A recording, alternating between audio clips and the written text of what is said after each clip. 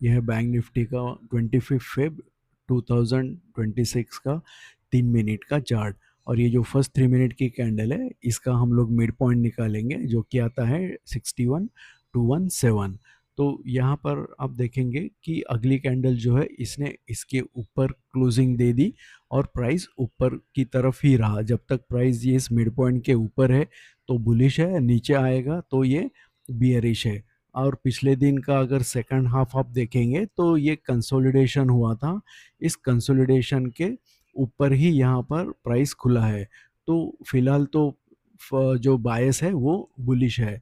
लेकिन आगे देखेंगे तो ये 942 की कैंडल ने नीचे की तरफ यहाँ पर क्लोजिंग दी, लेकिन ये तुरंत हमें बियरिश संकेत नहीं दे रहा है क्योंकि एक यहाँ पर गैप अप हुआ था, तो हमें और रिटेस्ट के लिए वेट करना चाहिए। तो यहाँ पर देखिए, यहाँ पर ये फिर से इसने नीचे की तरफ ये क्लोजिंग दी, लेकिन ये एक बड़ी वीक भी यहाँ पर फॉर्म हो गई और ये कैंडल्स भी कुछ ठीक तरह से कंफर्म नहीं कर रहे थे बियरिश बायस। ले आगे जाके ये 10:03 की कैंडल है, इसने अच्छी तरह से ऊपर की तरफ क्लोजिंग दी, तो यहाँ पर डेफिनेटली एक ट्रेड बनता है और यहाँ पर रिटेस्ट भी हुआ।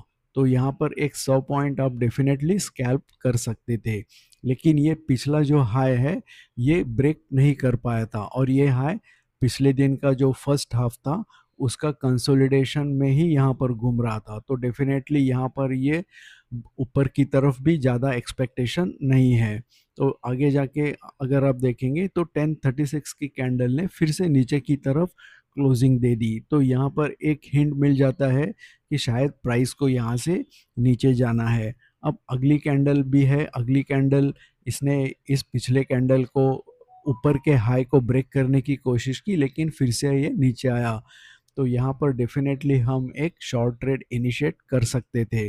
और यहाँ पर आप देखेंगे कि 61,217 से 61,080 ऑलमोस्ट 100 पॉइंट्स फिर से इसने यहाँ पर दे दिए।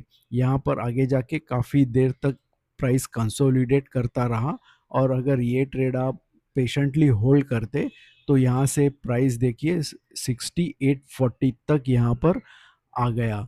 तो यहाँ से 61,217 से 6850 ऑलमोस्ट 350 पॉइंट्स आपको मिल गए।